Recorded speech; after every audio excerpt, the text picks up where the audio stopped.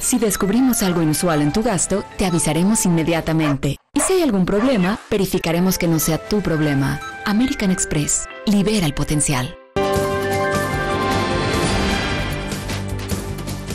Bienvenidas y bienvenidos a este programa. Bueno, pues me da mucho gusto de verdad poder contar con la presencia en este programa de Luis Jorge Garay. Luis Jorge Garay es un economista muy destacado. Hemos podido revisar su tarea en estos últimos días porque está de visita en México. Es un economista colombiano muy destacado en su país, ingeniero industrial también de la Universidad de Los Ángeles.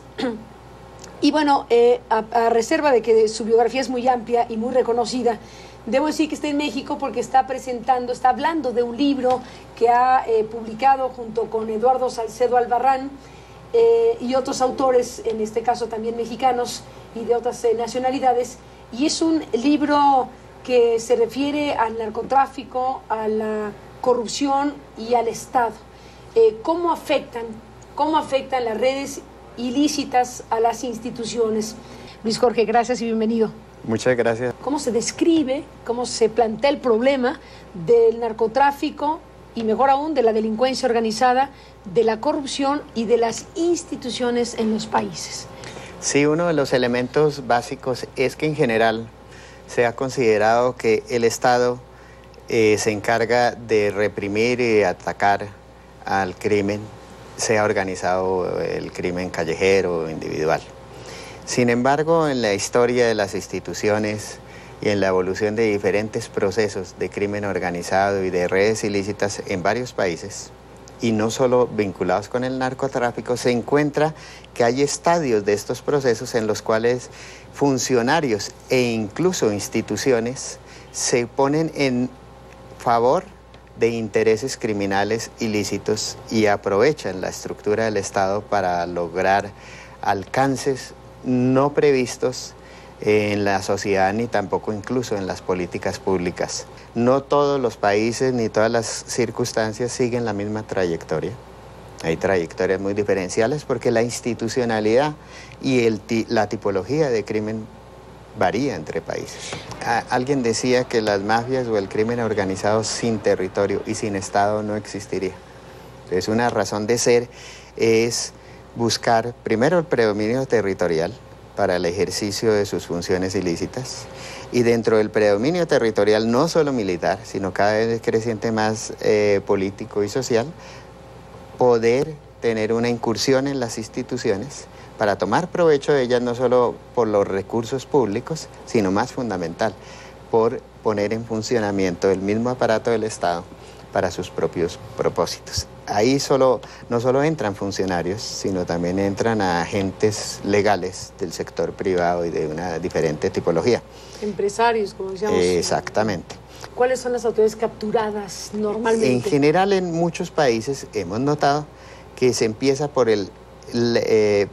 la instancia donde es más débil el Estado en nuestros países en desarrollo, que son los estados locales, es decir, las municipalidades e incluso ciertos niveles provinciales. ¿La violencia como una herramienta para qué? La violencia es una primera etapa que es un instrumento de la ilegalidad. ¿Violencia deliberada, pues? Absolutamente deliberada, porque es dentro de una estrategia de poder territorial, que es el ámbito esencial inicial de toda ilegalidad organizada. ¿Qué explica los niveles de violencia que hoy se ven en México, en donde hablemos de la cifra que ya está socializada de cerca de 40,000 muertos en los últimos 4 años?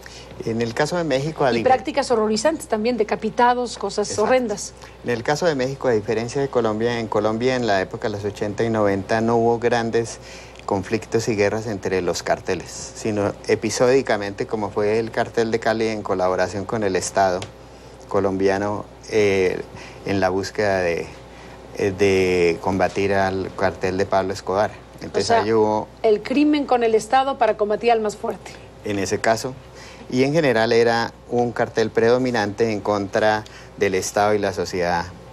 En el caso mexicano es muy diferente. porque hay la proliferación de grandes carteles. ¿Cuántos? En el día de hoy podría haber 8 o 9 carteles grandes. 8 o 9 carteles grandes, que son muchos, sí, para un mercado. A nuestro juicio son muchos para el mercado mexicano, porque estos carteles tienen que tener un predominio territorial, no solo para corredores del movimiento de droga, sino también para la realización de otras actividades, como ya vienen desarrollando ciertos carteles mexicanos, que lleva a que hay la necesidad de una depuración del territorio entre carteles. ¿Entre ellos? Entre ellos, en buena medida, que lleva a que muchas de las víctimas hayan sido luchas entre los mismos carteles. No únicamente, porque también los carteles requieren, en esa búsqueda de predominio territorial, atemorizar a la sociedad civil.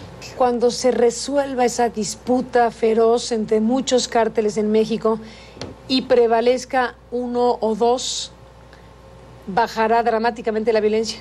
¿Y esa es la apuesta? Pues digamos, dentro de la lógica, cuando un grupo ilegal ya tiene dominio territorial, incluso ya hay alianzas establecidas de captura o cooptación de instancias del Estado.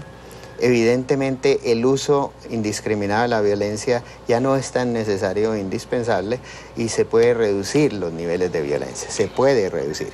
Y aquí hay una lectura que hay que tener mucho cuidado, porque en general en casos como en el colombiano se dice, se redujo el número de homicidios por 100.000 habitantes, por lo tanto el crimen organizado ya no existe. No, es que hay unas nuevas condiciones del proceso que llevan a que no necesariamente menor criminalidad implique. Es decir, que ya no es necesaria la violencia tan necesaria para que la actuación de la ilegalidad perdure, Exactamente. Estamos en un punto de riesgo para un país como México respecto al grado de captura de sus instituciones. ¿Cuál es tu diagnóstico? Si te lo pregunto así, aborda por donde quieras. ¿Cuál es tu diagnóstico de México? Bueno, y del estado, de la fase en la que nos encontramos. De lo que hemos podido estudiar en unos casos específicos a través de expedientes judiciales, uno encontraría que se ha avanzado en un proceso de captura institucional a nivel municipal, local, y si hay avance. ¿De qué tamaño? En términos de que hay un porcentaje importante de funcionarios, alcaldes municipales y otros funcionarios de la rama de seguridad, es decir, de la policía al 70%. Y del régimen judicial y del sistema judicial a nivel local e incluso provincial, que tiene ya alguna relación con algunas de estas carteles y organizaciones criminales. De hecho, hay un estudio que hice en México para el Senado de la República que dice que un 70% de los municipios hay alguna relación con el crimen o los carteles organizados. Nosotros lo constatamos, de hecho. ¿Y más arriba? Y empieza a haber algunos esbozos, según la verdad judicial, de tener una relación con algunos funcionarios de más alto nivel en términos de seguridad, no solo a nivel provincial, sino incluso a nivel nacional. Entonces, ahí lo preocupante es si esto es un proceso que indicaría si hacia adelante se está llevando hacia una reconfiguración de los estados y de ciertas instituciones clave, ya no solo a nivel local, sino crecientemente hacia el nivel nacional. No puedo evitar preguntarte o pedirte una opinión sobre lo que vimos en esta semana, manifestaciones masivas en prácticamente toda la República Mexicana, concitadas por un hecho que cimbró y que es un reflejo de un hartazgo y de una inquietud social, un ánimo nacional que se expresó en las calles en esta marcha nacional convocada por el poeta Javier Sicilia. ¿Qué te dice eso? Me dice que hay un movimiento social, que la sociedad está viva y que hay que aprovechar que la sociedad se exprese contra la ilegalidad. Hay que respaldar un Estado mejor, un Estado de Derecho, el imperio de la ley, pero una sociedad más justa. Sin una sociedad más justa habrá muchas más condiciones para formas muy diversas de ilegalidad que hagan que la convivencia y el imperio de la ley sea muy débil en nuestros países. Te agradezco muchísimo, Luis Jorge Garay, que nos hayas permitido escucharte. Gracias por estar en México y espero volver a platicar contigo cuando regreses pronto. Muchas gracias por la oportunidad. Al contrario, gracias, Luis Jorge. Con esto nos vamos. Pásela bien. Hasta la próxima.